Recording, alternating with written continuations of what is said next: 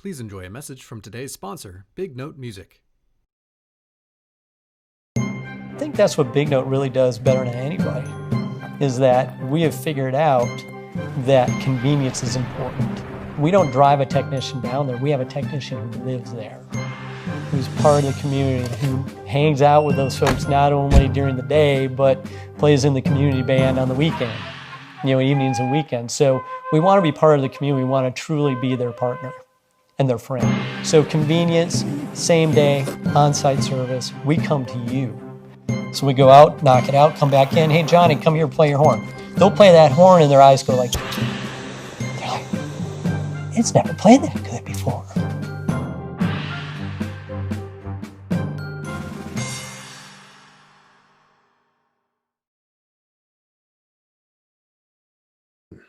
Hey, good morning, everybody. Thank you so much for being here. My name is Andy Esserwine. I'm the director of bands at Sprayberry, and we are really pleased to have with us for our Artist in Residence program this week, Mr. Christopher Martin. Many of you know his playing, but just to give you a quick background about him, he is a product of Cobb County Schools, graduated from Sprayberry High School. He is a quite well-known trumpet player around the world. He has played in the Philadelphia Symphony Orchestra, the Atlanta Symphony Orchestra. He was the principal trumpet for the Chicago Symphony Orchestra for 11 years.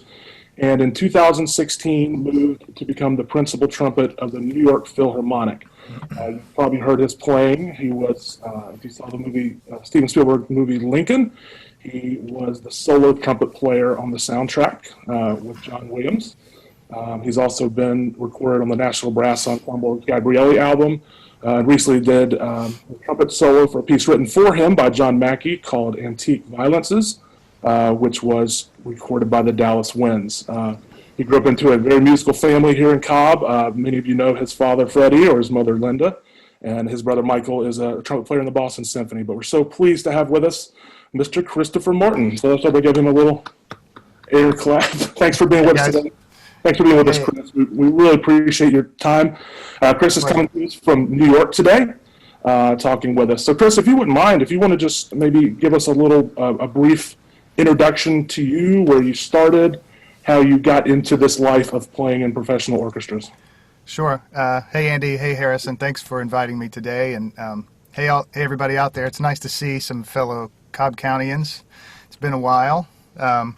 Although there's another good friend of mine here in New York is a guy named Marcus Printup, who plays trumpet in the Lincoln Center Jazz with Wynton Marsalis, and he's a Georgia boy as well. So it's nice to see all you guys out there. Feels like a little bit of home here in my New York closet. So this is my practice room, just so you know. I'm not in a bunker or anything.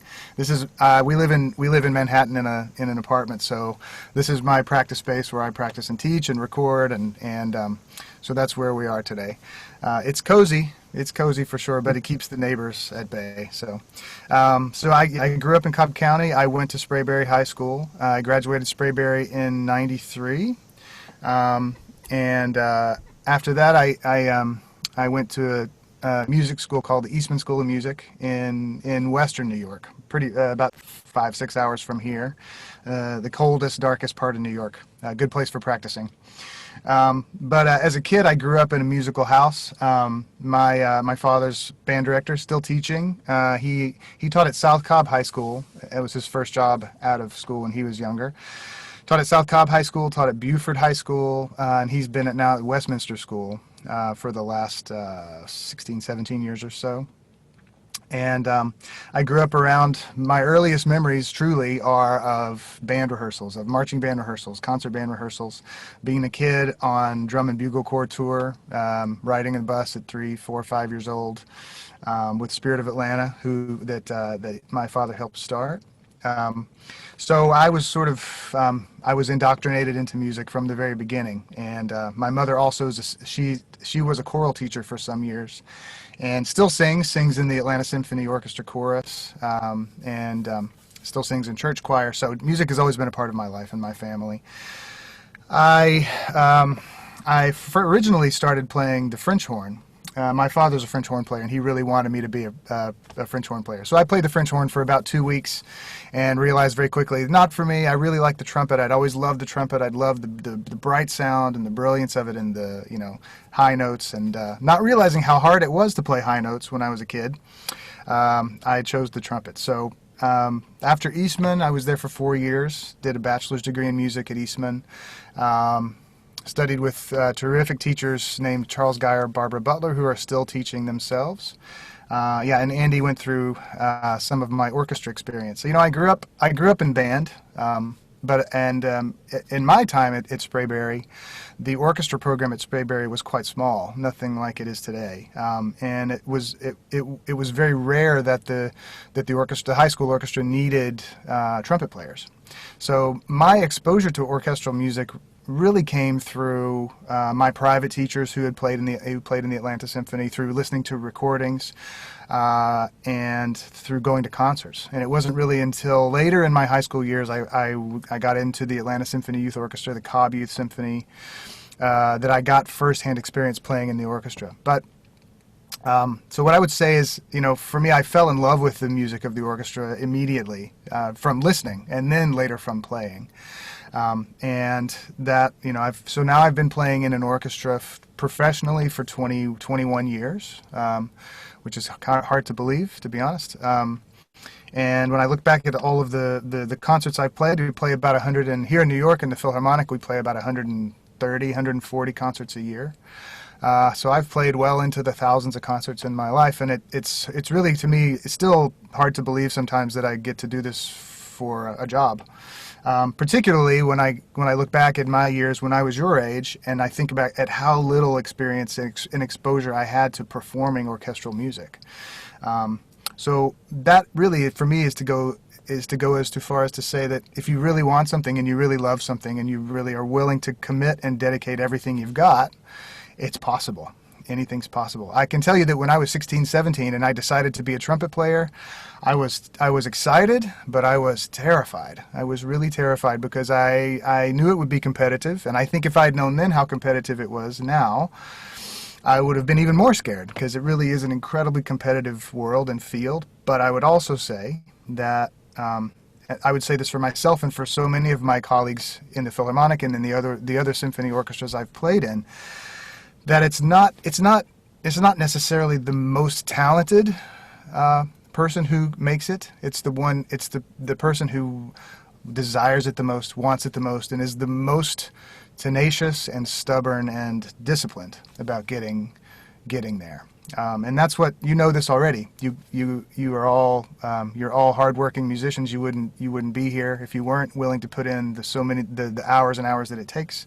And what I would say to you is that the dedication and the discipline and the commitment you learn from music, whether you decide to be a musician, a professional musician, whether you decide to play music as a hobby, whether you just decide to listen to music and love it, the discipline and the hard work and the willingness to commit to something long term and to be a part of something bigger than yourself, that is something that will pay incredible benefits to you your whole life and your whole career. So I congratulate all of you for not only for committing yourselves to music, but also staying committed in this time, because this is one of the most difficult times for the arts in general, but also for all of us as individuals to stay committed and to stay in love with music and to stay in love with learning and with progressing and growing. And so I'm proud of all of you today for being here and for staying in it. So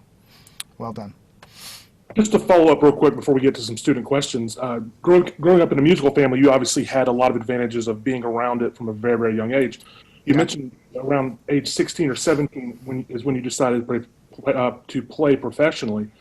Did you make the conscious decision that you wanted to play in symphony orchestras at that age and start working toward that goal? Is that how it worked? Yeah, it is. My quick progression of what I thought I wanted to do with my life was, first I wanted to be an astronaut, like so many kids. Then I realized you had to be really good at physics, or you had to be able to fly a plane. So I was like, okay, I'm not very good at physics. Let's fly a plane. Then it turned out I couldn't see very well. Turns out you need to be able to see to fly an airplane. So those were kind of out. Then I decided, well, what else do I love? I really love music. Let's try this music. So I fell in love with the band and with playing the trumpet. And I thought, well, maybe I'll try and make it as a trumpet player, whatever that means. And I wasn't sure what that meant as a freshman in high school. And I thought, well, my father's a teacher. He loves teaching, so maybe I can look at becoming a teacher. Not realizing at all how difficult that was and how much work and effort it took to become a great teacher. And then I can tell you exactly. I heard a live performance of Mahler's Second Symphony. And from that day on, I said, that's what I want to do. I don't know what, and I didn't even know really what it would take and what it would mean and how expensive school would be and how long I would have to pay for student loans. But I knew that's what I wanted. So when it was a very quick progression from, I'm blind, I can't fly an airplane, to I love music, I really like the trumpet, to oh my gosh, I can't believe what I just heard in this symphony. I have to be a part of that somehow, some way. So that was it for me. Very cool. Okay, so we're going to get to some student questions now. Mr. Cook is going to get some students to ask you some stuff. So, Mr. Cook? Ask me anything, guys. I'm brave. Come on, bring it on. All right, first question is going to be from Benjamin Cuyoro. Sorry for pronunciation. Hi, Benjamin. My question is, as you were like coming up as a musician, did you ever like lose motivation? Did you ever lose motivation? That's a great question. Did I ever lose motivation as I was working toward becoming a musician? Absolutely. Yeah, absolutely. It's the kind of, staying motivated. We were just talking, actually, Harrison and Andy and I were just talking before we started here that these days I grew up as a student just like you did. Now I'm a teacher. I have my own students. I have my own studio of trumpet players, and this is a very difficult, challenging time for us all to stay motivated. What's one of the greatest things about being a musician? You get to make music with other people, right? And you get to play music for other people. That's the whole reason for being. And it's hard right now to not have that. We haven't. The last concert we played as the New York Philharmonic was about March 10th or 12th. About March 17th, and it's been a long time since March 17th. And we've done a lot of things to stay motivated. We've done some recording projects together virtually. We've made videos together. We've gathered together a couple times at Lincoln Center here, where we play and the Metropolitan Opera plays and the ballet performs. And we've made some brass ensemble recordings, but spaced very far apart, 12 feet between each person, so about 200 feet from end to end. It felt more like marching band drum corps days than it did the Philharmonic days. But we did it, and it was difficult and challenging, emotionally hard to be in the place where we love to make music and with no one around and no audience because they're not allowed to be around for safety. But we did it, and we made a great recording, and I'll send you guys the link if you want to check it out. But yes, as a student, I lost motivation. I find it was never an easy journey. It was never an easy progression. It was always, I'd have moments of great success. I'd have a great audition, or I'd play a great concert and feel amazing about myself. Like, I can do this. I know I can do this. And vice versa, I would have concerts that really didn't go very well. I can remember. I remember very clearly when I went to Eastman, my freshman year at Eastman, I programmed a recital. It was my first full solo recital. I'd played a couple of small recitals in high school, and those had been fun. And then I got to Eastman and was surrounded by all of these great players, and I felt a bit intimidated. and a little bit, I felt pretty insecure about myself as a player, and I thought, well, I don't have a lot of experience doing this, and there are these players here, went to Interlaken for 5 years, and they they've played all the symphonies already, and so I played my freshman recital, and all of these negative thoughts in my head, and I had to be honest, a really bad time. I had a really bad recital experience, and I felt really dejected and really down on myself, and my teacher said to me the next day, she said, here's the thing. It doesn't matter what you did yesterday. It doesn't matter how bad you played last night in a concert. It doesn't matter how great you played last night in a concert, to be honest, because today's a new day and you've got to get up and start all over again and try again and try to do better. And that is absolutely the truth that, I mentioned our concert schedule here. We play in a normal year, not now, but in a normal year, we play every week a new program, a brand new program. Every week, four or five concerts of a great repertoire, and then the next week we start over and do it again. And it really it really doesn't matter how we played yesterday. Everybody tries their best and is committed to doing their best. But if it goes perfectly, great. If it goes not so perfectly, okay, let's do better tomorrow. But today's a new day. And the thing I would encourage you to think about if you're feeling down is that every single musician on the face of the earth, no matter who they are, no matter how successful they are, no matter how much you look up to them, has had a lot of days like that. That's just music. That's just the nature of music, is the nature of being a human being. You're searching for perfection, right? You're searching every day for perfection. That's why I have all this stuff in here. I got stacks of books. I still got the same books in here that I had when I was 15 years old. I got my Arbin book here. It still has my high school girlfriend's phone number in it. I don't call her, but it's in there. I've got all the stuff that I've been working on ever since then. I'm 45 years old. I've been working on the same music for 30 years. I'm still trying to get it right. And some days it's good and some days it's not. So we're always searching for perfection, but we know we're never going to make it there. That's just life. That's just being a musician. That's just art.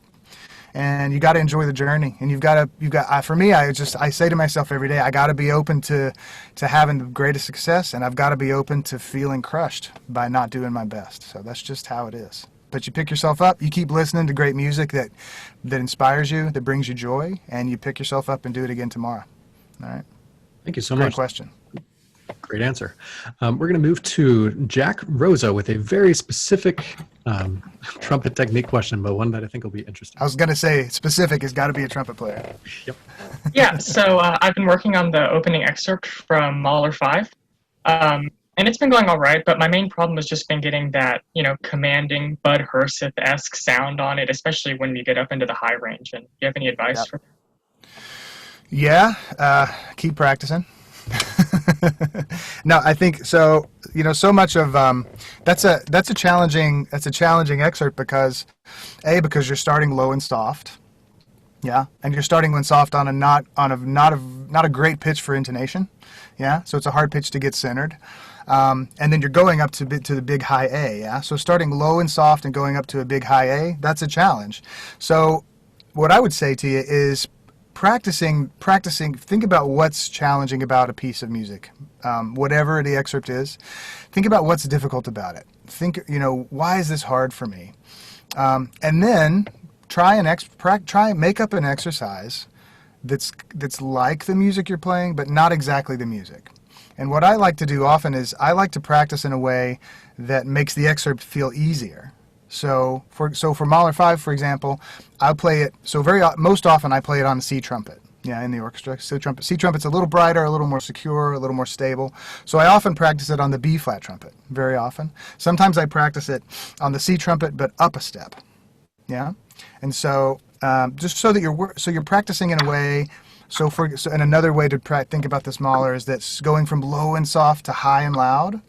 So I might do something like just work on like a slur exercise, a glissando exercise that starts low and soft and goes to high and loud and then back to low and loud, because we end on a big low loud concert A flat, right? So working on that. So, and if we can get the overall shape of an excerpt of a passage of music with an exercise, just with the scales or with lip slurs or something like that mimics the technique, but without playing the exact notes. I find then that when I go back to the excerpt, I've worked on the technique, but the notes, the music is still fresh. And I don't have to think about, well, I missed this note last time, and I hope I don't miss it this time. You know, those thoughts don't come into your mind because you didn't play it 10 times in a row and miss the same note, right? Mm-hmm. So the more creative we can be in our practicing, the better. And the other thing I would say, the last thing I would say about Mahler in particular, is so much of success in that excerpt is about the very first breath you take. So if you take a breath thinking, for example, if you take a breath thinking about the high A, you're never going to play that C sharp just right. So what I try to do is I try to take a breath just for the very first note. So what's the best breath I can take to be able to play, to get that? And that's all I think about. Don't think about the notes coming later. Just think about the moment you're in and what do you need to play that very first excerpt, okay? The very first note of that excerpt. All right? Great, thanks. Good question. Yep, great. Thanks, Chris, John. I want to follow up on that really quickly. For those of you who don't know, Mahler 5, Gustav Mahler's Fifth Symphony starts with a trumpet solo, only the trumpet. Very beautiful, a lot of range. What Mr. Martin just talked about applies to all instruments, the practicing method. You can create these methods on your own. But Chris, I wanted to ask you real quick, when you're sitting on stage in front of a packed house, several thousand people, and you know you're about to be the only sound in the hall, what goes through your mind as a professional performer? You know, I know there's confidence that you've practiced it, but are you nervous? What does that feel like to you? Yeah, it's a good question. The last time we did Mahler 5 in New York, it was for Facebook Live. We did a Facebook live stream, and technology is amazing now. Like we have, so when the Philharmonic when we do a live stream concert, which I think we're going to start again pretty soon, pretty excited about. But when we do a live stream, we've got about 12 or 14 cameras all around the orchestra. We've got a couple of them have actual camera operators on them, but most of them are remote. And so they're kind of small, you know, they're about the size of a bowling ball, I'd say. But they're controlled remotely by somebody out back with joysticks. It's like a video game. And so the interesting thing about what you just asked me about, you know, being the only sound in the room is last time we did it, not only the conductor comes out, there's applause, you know, the applause dies down, conductor looks at you, nothing happening. And then when we played it this last time, right before I was about to play, as the conductor started to give the downbeat, this camera that was right over here was facing that way, and it turns and goes right next to your head. And then it started. Da-da-da-dum. So all that is to say is it's really important focus is obviously important, right? So focus comes in different ways. Like ideally we're completely focused on our task at hand, right? But we're also open. We also have our mind and our ears open to our friends, to our colleagues who we're performing with, because you know you can be completely focused in your world. You can play the opening of Mahler perfectly, but you also have to be able to play with your colleagues, and that's the challenge of playing in an ensemble, right? Is we have to play our part the best we can, focused here, but also with our ears and our mind open to what's happening around us. And so, in that particular example, when my mind is in the right place, when I've done my calming breathing before, I do a bit of breathing exercises before I perform, just to get my breath nice and low and centered, to get tension out of my shoulders, out of my upper body, out of my neck. And I do some visualization in my mind. I close my eyes and I play through the piece before I ever go out on stage. So when I go out on stage, it feels like the second time. Well, we just did this up here, so we can do it again. Those little things always help me to be focused but open. And those two things together, focused on your part but open to what's around you, is really important. So that's why when that camera turned, it didn't scare me. I just thought, that's kind of funny, and then I played. So now it's difficult to get into that every single time, but if you can find a routine for yourself that works, and for me that really works, just the simple combination of some deep, low, relaxed breathing, sort of yoga breathing, meditation breathing, yeah? Anything that gets your breath down low into your body and gets tension out of up here, especially for brass and wind player, but I think for a string player it's equally true. None of us as musicians, we don't need tension in our arms and our shoulders and our neck, right? I know string players, I know violinists. I talk to violin friends of mine all the time, and they're always breathing as they play, always breathing as they make an entrance. And so that that along with visualization before you ever play a note, away from your instrument, just seeing yourself playing perfectly, beautifully, the best you can. Then when you go out on stage, you just let it go. Yeah? You've already been there, you've already done it, so you just let it happen. And that's the last thing I would say is, in a live performance, you've got to be cool with just whatever happens, you know. And I've said this before, that doing a live concert, doing a big piece live, feels a little bit like skydiving. You know, there's in skydiving, I'm not a skydiver. I've done it a couple times. I don't recommend it. I'm not recommending it to your students, but I have done it a couple times. You plan, you prepare, you do all the things, the parachute, blah blah blah. You pack it all up, but then when it's time to go, you just go, and you trust that you trust you've done your work, and you trust it's all going to work out. And it's the same in a live performance. You work as hard as you can before. Then when you go out on that stage, or you go out into that audition room, you trust your work and you just let it go, okay? Trust your focus, trust your effort, and just play freely. Thank you for that.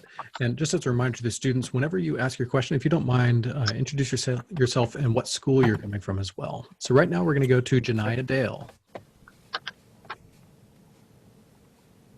Hi, Janiyah. Hey, how you doing? How you doing? My name, well, you know my name, but I'm coming from South Cobb High School. All right, great. All right, and my question is, do you look at your symphony that you play in as like a family, and like when you're playing with everybody, like do you feed off their energy while y'all are playing?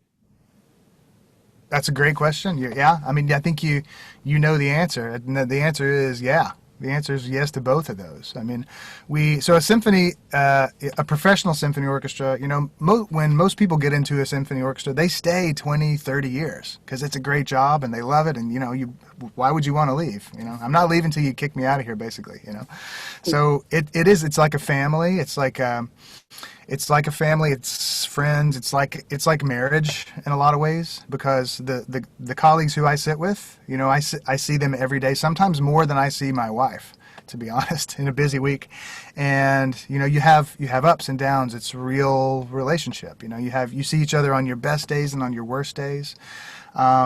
And in rehearsal, in a concert, you absolutely feed off each other. If my colleague Joe Alessi, principal trombone, is feeling really good that day, and he starts playing, a little extra energy, then that makes me want to give a little extra energy. And also, it's true that if somebody's having a rough day, if somebody's having a bad chop day, or they're sick, or they're something's bad, something difficult or painful's happened in their life, you want to help them and pick them up too. So it's absolutely a family.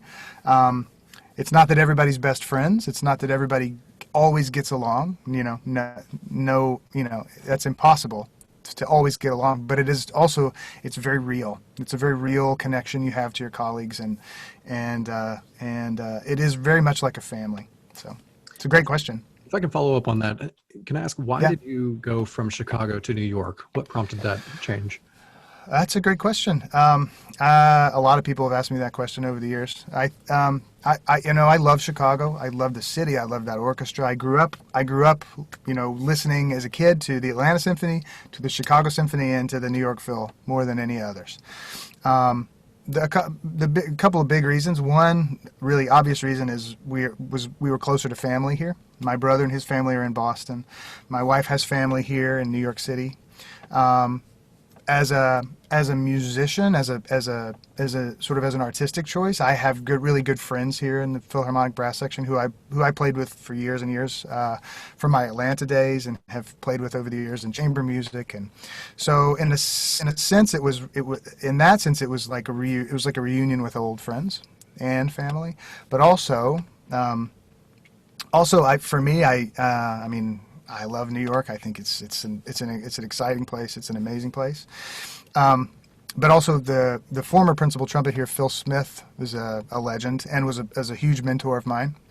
And his style of playing, his lyrical style of orchestral trumpet playing, is really matches my own ideas and my own sort of sense of music. So for me, it was I didn't actually expect to ever leave Chicago. I thought I'd be there, until they told me to leave. But this honestly, it was kind of a happy surprise, to be honest, coming to the Philharmonic. When I played an audition here, and it just was an immediate clicking fit musically, sonically, and in terms of personality. And it just really, honestly, kind of, to get quite honest, it surprised me and came out of the blue, really. Cool. All right, we're going to jump to Jaden Green. Hi there. As you Hi. just heard, I'm Jaden Green, and I am in the Kennesaw Mountain Wind Symphony. And my question is, in a normal year or an abnormal year such as this, what is your favorite part about playing in the Philharmonic or preparing for any performance in general? That's a good question. I think the thing I love the most is, well, I mean, I love playing, period. And even in this bizarre time we're living in, I practice and work just as much as I did before. And I always have wondered, since I've been playing in orchestra for so long, and playing so many concerts all the time, I've always thought, like, if I stopped playing in an orchestra, would I still want to play the trumpet? Or would I? Because I have colleagues, I'll be perfectly honest with you, I have colleagues who have told me that if they didn't have to come to work anymore, they would probably never touch their instrument again. And that's been true over the years. Not very many of those people. And I've wondered that about myself. Like, would I just stop? And the answer is no. I mean, I love to play and I love to make music. And so for me, the greatest thing, honestly, the thing that still gets me up every day is that I want to play the best I can, to make the group sound the best it can, to make the piece come off for an audience. And that's the thing I really miss. I miss so much being in the middle of this big band and sorry, I still call orchestra band. Don't get mad at me if you're a string player. I'll call everything band. It's all band, to me. We got brass band and wind band and drum band and string band. To me, it's all band. But anyway, I love being in the middle of this big orchestra and being one part of this big giant, machine playing some, beautiful, glorious music for an audience and hopefully brightening our day as well. So that's the part I miss the most, and that's the part that I love the most, and I hope comes back soon. So yeah, Okay, nice to meet you. Great. We have some more somewhat technique questions, but not quite as in-depth as the last one. So we're going to go to John Chow. Okay. Hi, I'm John Chow. I'm part of the Kennesaw Mountain Wind Symphony. I wanted to ask, how much did you practice when you were younger, and how does that compare to how much you practice now? For those that couldn't hear the question, he asked, how much did you practice when you were younger, and how does that compare to how much you practice now? That's a good question. John, right? Thanks for the question, John. I practice, so I would say this is a loaded question. It's not a loaded question. It's a difficult question because I want to be clear that whatever answer I give you isn't necessarily the answer for you, right? Because I had times in my life that I was practicing 5 and 6 hours a day. And that's basically all I did all day long. And so I would say that in my high school years, I was probably practicing 3 to 4 hours a day, particularly junior and senior years of high school. I was probably closer to 4 hours a day, spread out throughout the day. When I was in college, it was the same. I was in the practice room about 4 hours a day, plus rehearsals, and everything else I was doing was extra. So I had horn on my face a lot in college, and I would say that I gained a lot from that. It was necessary for me to do, but I would also say that there were times that I overplayed, most definitely overplayed, and I made life harder for myself than I needed to. And so I learned from that as I got out of school and started to play professionally. The thing that's different about playing in school versus playing professionally is when you're playing professionally, they don't care how much practice. They just care that you play well when you're on stage. And so if you show up, and this is a lesson I should have learned earlier, is that I wish I had learned earlier to practice in a way that set me up for success every time I went out on stage to rehearse or to perform. And so now I practice. I probably spend 3 hours a day in here, which is, it's cozy in here. It's a little lonely at times, but you know. So I'm probably in here about 3 hours a day on average, sometimes more, sometimes a little less if it's a heavy week, but I break it up a lot more than I used to when I was a student. So I'm in here, I generally practice in here 45 minutes at a chunk. And I'll do that for probably 4 times throughout the day on an average day when I don't have to go into work. So I practice in the morning about 40 minutes, 45 minutes, practice a good warm-up, good fundamentals, practice my long tones and my scales and my flexibilities and articulation studies. Again, all the stuff I've been doing since I was a student. I do all those things, play a little bit of music or etudes or repertoire that I'm working on, and then usually go to rehearsal. Play rehearsal, come home, play a little bit more in the afternoon, another 45 minutes or so, and if I have a concert that night, play the concert, and that's it. And if I don't have a concert, then I usually play a longer session in the evening. So probably the time I spend is not that different. It's a little less than I spent in my late teens, early 20s, but I break it up a lot more. So I like to feel that I'm never completely fatigued. I like to feel like I've gotten good work in throughout the day, but I could pick the horn up at any minute if somebody calls and says, I need you to come in and play this thing. I like to feel I could pick up the horn, warm up for 2 minutes, and be ready to go. So we have a question. I think it's important that we're organized. Yeah. Oh, sorry. We have a question almost exactly related to that with Ryan Hamilton. Hi, I'm Ryan Hamilton. I go to Walton High School. So how do you, kind of building off of your last question or your last answer, how do you typically structure your practice routine, and how can myself or just any musician in general go about building a practice routine that works for them? That's a great question, Ryan. There are, with any instrument that you play, I'm not sure what you play, but with any instrument we have basic pillars, I call them. So we have fundamental pillars, right? So we have the pillar of tone production, right? So we have what does it take to make the best sound possible on your instrument, right? So we have that pillar. We have articulation. I include in articulation, first attacks, clarity of articulation, speed of articulation, control of articulation, the various from legato to staccato, marcato, portato, all of those things, right? So we have articulation pillar, we have intonation, right? And for us, on the instrument, we have facility, right? So flexibility, how do you get around the instrument? How are you able to move through registers and play more technical passages, right? We have all of those. So we have the fundamental pillars, yeah? So I try and I make sure that every day that I don't practice exactly the same exercises every single day. I have a kind of a rotation that I have written down. I have a chart. I have a whiteboard that I keep up here. Maybe you can see it. That tells me kind of what I've played yesterday, what I need to work on, what's coming up in my schedule that I need to have ready. Various kinds of repertoire, different trumpets. We play German style trumpets in the orchestra. We play C trumpets, piccolo trumpets, cornets. We play flugelhorns. We play E flat trumpets. We play all kinds of different instruments, right? So we play post horns sometimes. So having all those things organized in a chart is really helpful to know what's coming, what I haven't touched in a long time. Is there a piece coming up that has very soft passages that I need to make sure are ready to go? So having our fundamental pillars, making sure that we're hitting those every single day in a nice, healthy rotation of exercises, so that our practice never gets too stale, and we don't get too much tunnel vision here and avoid something else. So I make sure that I'm spending a solid 45 minutes to an hour every day at least on those fundamentals, even today, even at 45 years old, because I can tell you that even having played as long as I have, playing in an orchestra, playing in any professional ensemble is demanding. It's demanding of your time. It's demanding of your attention. And if you only give the attention to the music that's required for the ensemble, parts of your own personal playing will start to deteriorate a bit. So it's important to keep all of that healthy. And this is true for you now in high school. It'll be true for you in college. It's always true.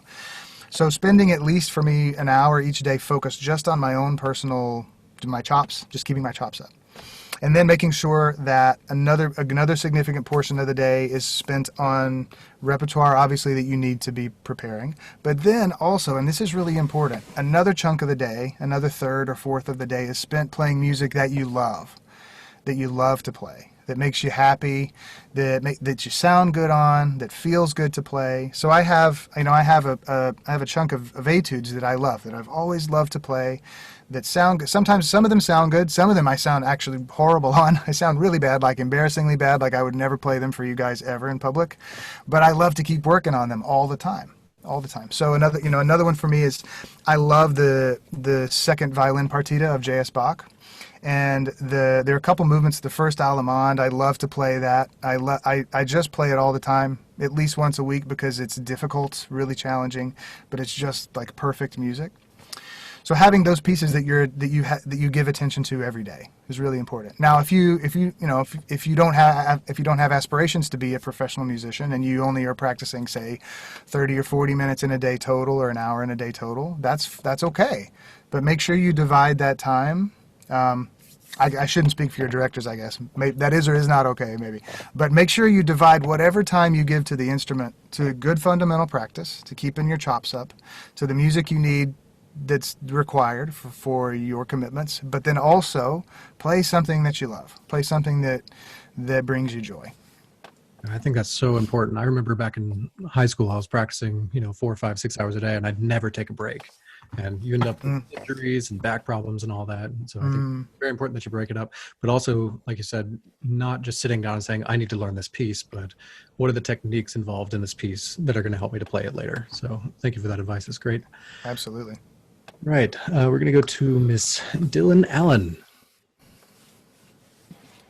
Hi, my name is Dylan Allen, and I'm from Sprayberry High School. My question is, where have you been able to travel while performing through your career, and do you have a favorite place that you've traveled? That's a great question, Dylan. Yeah, go Sprayberry. When I look at a map and think about all the places I've traveled, I can't believe it.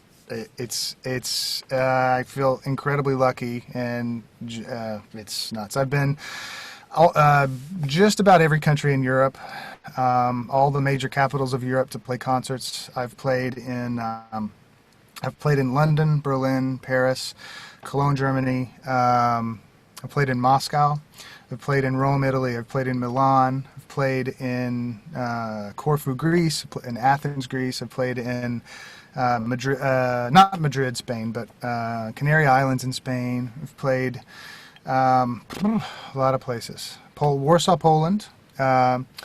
Played in some of the crazy, not crazy, but just some of the more interesting, unique places. I've played. We did a concert tour of Vietnam some years ago. Played in Hanoi and Saigon.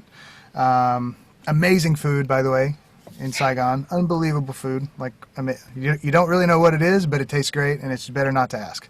I've played in Alaska. Played in Canada, a couple different places. Japan many times, China many times. The Philharmonic goes every year, sometimes twice a year to China. We play a lot in Shanghai. As far as favorite places to go, I have to say possibly maybe the greatest concert hall in the world. It's probably the Musikverein in Vienna. An incredibly beautiful hall. Google it, look it up. It's a gorgeous place, and it sounds beautiful there as well. Carnegie Hall here in New York is one of my favorite places. One of my favorite concerts in my career has been one of my first concerts with Chicago Symphony was playing the Mahler Fifth in Carnegie Hall with Daniel Barenboim, and that was probably one of the highlights of my career. But I would say, in terms of great places, some of the best places to play: Vienna, Amsterdam has a wonderful concert hall, Berlin has a beautiful concert hall. And as far as cities to visit, I would have to say Berlin is an amazing place. It's exciting and open-minded and gritty and fun and cool food and just a neat music scene. And then Rome is amazing just for the history and the beautiful culture and everything there too. So, great question. Thank you. Chris, I want to follow up real quick to a question, the last question before that. Yeah, one. sure. What dictates the choice for a trumpet player if you're going to use the European rotary valve trumpet versus kind of what we more traditionally know in America as the valve trumpet? What dictates why you would use that or when you would use that Yeah. in a performance? Yeah, it's a good question. In America, it's kind of it's a little bit, it's not arbitrary, but it's close to arbitrary. The general rule is if it's classical repertoire from the German tradition, we generally use German rotary valve trumpet because the sound is a little bit, particularly in that dynamic, in that style of music, the sound's a little warmer. The sound is a little more blended than our traditional piston valve trumpets are. So if we're playing Schubert, Mozart, Haydn, Beethoven, Brahms, those pieces, we tend to play the rotary valve trumpet. Only because it blends a bit better with the winds, fits a bit better into the string sound. But then when you play those trumpets when you play them loudly, they get brighter really quickly, but then they can also get warm again very quickly. So they can stick out when you need them to, but otherwise they blend. That's basically the reason.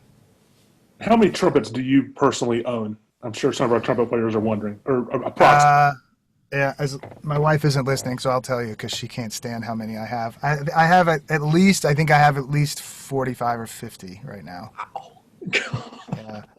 In here I have 5 in here. There are 3 more out there I can see on stands. I have about 10 cases in my closet here. And I don't know if you guys know this, but New York apartments are quite small. Storage is at a premium.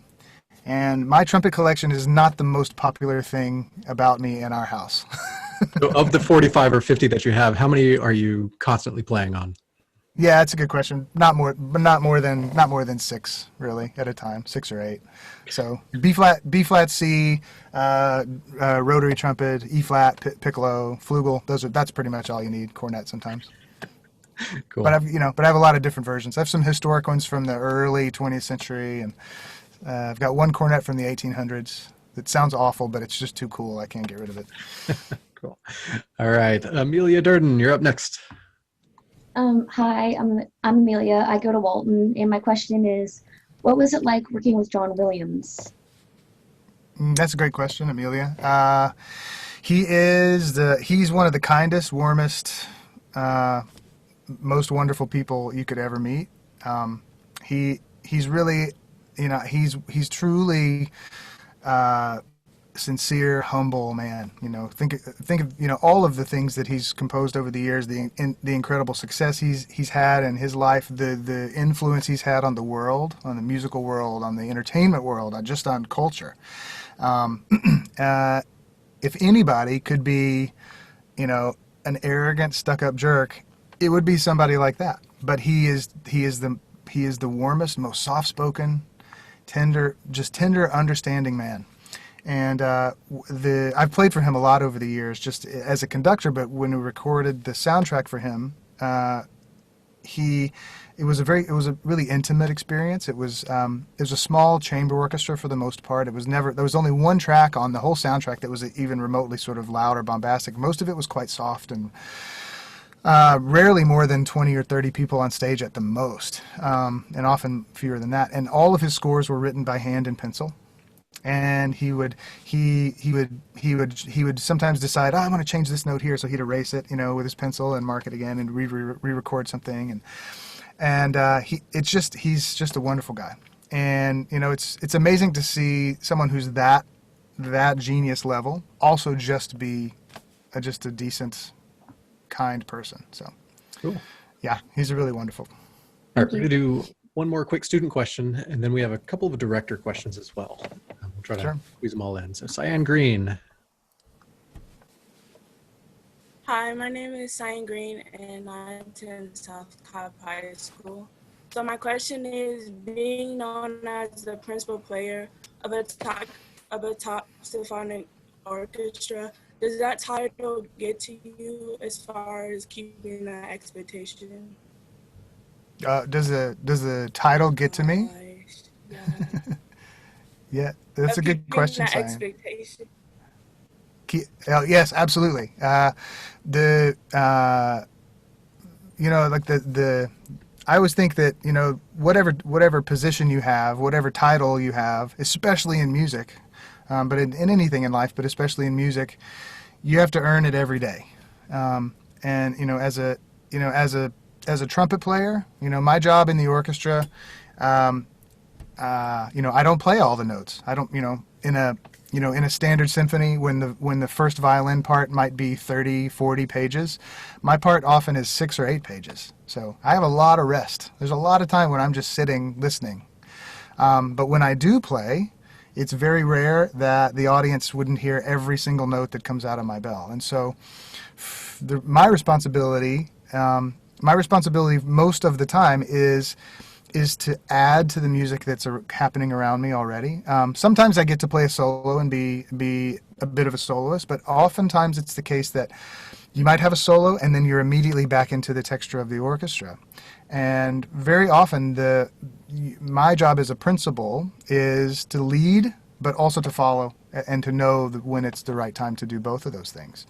And so my motivation comes from the responsibility of the position, the history of the position, living up to standards that were set by people who came before me, by standards who are being set every day by my colleagues.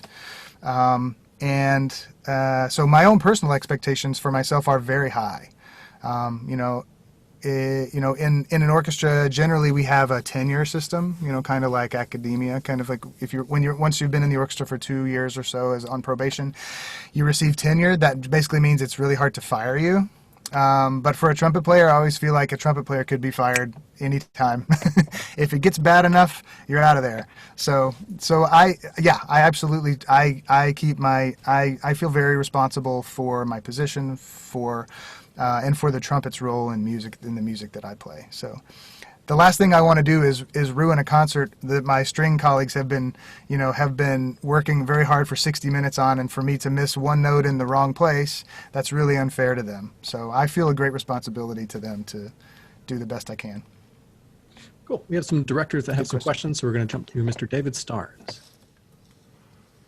Hey, Chris, how are you? Hey, David. How you doing? Good. Thanks for joining us today. Good to see you. Good to see you, too. Cobb County has a lineage of phenomenal music education and music students, and you and Michael are perfect examples of 2 products that came out of the Cobb schools, and there is 300 kids sitting on this call right now that potentially could be following in that pathway. So what would you tell, because I know you and I have had this conversation about when you first chose your undergrad, to know where you're going to go, why you're going to go there, and how would a student that's getting ready to major in music, leaving a Cobb County school, what should the criteria be when they choose that music school if they're looking to major in music?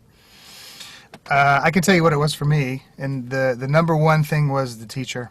The number one thing, if you want to be a musician, you want to be the best player you can be, the best conductor, composer, educator, whatever it is, then the most important relationship you have in school is with your teacher, your professor on your instrument, the head of your studio, your conducting teacher, your composition teacher, the person you're going to spend the most time with week in and week out, or people.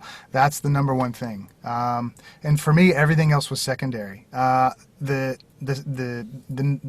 size of the orchestra program, the chamber music program, the weather, all of those things, all of the facilities, all those things were secondary. And to be honest, at Eastman in those days, all the rest of it wasn't great. I spent in 4 years in a bachelor's degree, I played in the orchestra 3 times, and only 1 time did I play first trumpet in 4 years. The rest of the time I played in the wind ensemble, or brass ensemble, or chamber music, or new music, or whatever. But the most important thing for me was the teacher. The facilities were kind of old and a little bit run down at Eastman in those days. They're very nice now, but the teacher's all that mattered to me. And honestly, it was the best thing, because I believe that if I had gone anywhere else, I very likely would not have ended up here, because I ended up with teachers who had they had exactly the right mindset for me. They pushed in a caring way, but they pushed hard. And I think it's really important. It's important if you want to be a musician, if you want to do this, if you want to make it in performing or at the highest level of anything, in teaching and in academia, you've got to push yourself every day, and you really need a great mentor to do that. that being said, I think that the looking at the track record of a school is really important. Look at how is the school done over time, educating their students and helping their students get to where they want to be to reach their dreams. But in music, it's first and foremost, it's your teacher. You've got to love your teacher, and you've got to feel like that's the relationship you could spend 4 years with. Good. Thanks. Thank you so much for that. All right, got another kind of big question from Mr. Mori. All right. Hi, I'm Koji Mori. Good to see you again. Good to see you. I've always been a huge fan of how you play and how you approach music. But I think one of the things I'm curious, and I think it'd be really beneficial for everybody here, is that the collaborative process. As as the principal trumpet player, you make a lot of decisions about musical ideas, especially for your section and the brass section. But do you have those collaborative discussions with other principal players from other sections? Whether it's woodwinds, percussion, the string section, and what does that collaborative process look like, or is it just all dictated by the conductor at hand? No, it's very collaborative. That's a great question. I think a lot of people assume that everything comes from the conductor, and no, sometimes that's true. Yeah, some conductors are more assertive than others. Most of the time. We're especially in this job. We have so little time with a conductor relative to the size of the program. We have a 2-hour concert program, and we have about on a full week 8 hours of rehearsal for a 2-hour program. And we play a lot of new music here in the Philharmonic. We do a lot of commissions and a lot of brand new pieces that are new to everyone, conductor included. So the collaboration between players on stage, yes, principals, we have a lot of conversations about, how are we phrasing this? What are we doing here? What note are you playing? What note are you supposed to be playing? Things like that. We also do a lot of, in the brass section especially, and in the wind section too, we do a lot of our own rehearsal. We come early and we practice during the breaks, and we practice after rehearsal. We run through licks a lot, and that's not the case in every professional ensemble. Some are that way, some aren't. Here at the Philharmonic, we tend to play a lot together in the brass and the winds outside of regular hours. And yeah, we have a lot of collaboration, but it's not just principals either. It's a very, I think I do make decisions. There are times I make decisions, but there's also a lot of back and forth, question and answer, where I'll ask the guys in my section, and I just say guys because they happen to all be guys right now, but I'll ask them in my section, what do you guys need right here? Do you need a breath here or a breath there? Or should we phrase here? Do you guys want to make it, should we peak here in bar 12 or should we go to fourth, things like that. So yeah, there's a lot of collaboration, and I think it's better for everybody if everybody feels ownership, and if we all feel like this is ours, not just it's a few people in charge and we have to follow them, or one person in charge and we follow him. And our conductors, for the most part, let us be the Philharmonic and let us play the way we want to play. Mostly, most of the time. Sometimes the brass are too loud and they're not afraid to tell us that. So that's also a good thing. Awesome. So we're almost out of time. So let's do, if it's okay, 2 quick little rapid fire questions, and then we'll close it out. So Dave Doak, if you want to take it away. Thanks, Harrison. Hey, Chris, very nice to meet you. I've worked with your uncle and dad a lot over at Ackworth United Methodist. Cool. So my question is, as a string player, and I do call my violin a horn a lot of times. Poor violin. As a string player, I've always, if we're playing a Mahler symphony or Verdi Requiem or anything like that that's big and brassy, it's something that I always wish that I had the opportunity to be a brass player. And I'm just wondering, do you prefer that big stuff? Is there stuff that you see on your concert calendar where it's like, oh my gosh, I've got Mahler 1 or Mahler 5, or do you prefer more of the Haydn, Hummel solo type things? What's your preference? That's a good question. I mean, I love all of it. The quick answer is I love it all. Yeah. I love the repertoire, the music, the energy, the challenge of the really big pieces. I kind of live for those. Yeah. Those are the ones that get you 100%, committed, and your blood really, really pumping, and your heart really in it. But I also love Haydn. I love, especially the late Haydn, the London symphonies. I love those. Those are really hard trumpet parts. He wrote those guys in that London orchestra. Those guys could play, all of them, the whole band. Everybody could play in that group, and he wrote some hard stuff. So I really love the late Haydn symphonies. I love to play Beethoven in a great orchestra is one of just like the purest joys in music you can ever find. So I love it all. I live for the big stuff, yeah, but I also love the really small things. I love chamber music too. So cool. Thanks. Yeah. All right, just last question, just kind of a fun one. Do you have a defining moment in your career where you knew that you had made it? Like you won performance and you're like, yes, I am where I want to be. That's a good question. I mean, yeah. I mean, I think when I think back to my career, I can think of two that really stick out. Maybe three. One, that Mahler Fifth in Carnegie Hall, Chicago, I told you guys about. I mentioned earlier. That was one. I had the job, but I just started in the job, and they told me the next day after that concert, the job is yours. You've got it. So that was a big one. I remember we did a Mahler sixth Mahler in Tokyo in Suntory Hall, one of the greatest halls in the world. Another one. With Bernard Haitink, who's one of my favorite conductors on earth. There's an amazing video of us doing Mahler 6 with Haitink at the Proms in London that you can see on YouTube. But that was a great one, but I remember the one we did in Tokyo was one of those high points in life. Like, I don't know that it gets any better than that.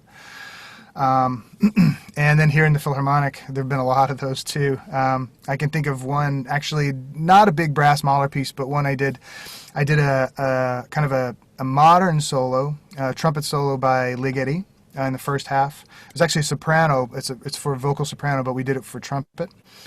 Mysteries of the Macabre, it's called, from his opera. And then the second half was Beethoven Fifth. And to play that crazy piece on the first half and then the Beethoven Fifth with this orchestra, and again, just everything coalescing together like one big unit was a memorable moment that for me, I knew like I made the right choice to come to New York. So. Awesome. Yeah. Take it away, Andy. Well, thanks. Fantastic, Chris. Unfortunately, we are out of time. I know you said you have some performances in the city today, some smaller groups. Yeah, actually, I've got to go. I've got a sound check in 30 minutes across town, so I got to go jump on my bike and get there.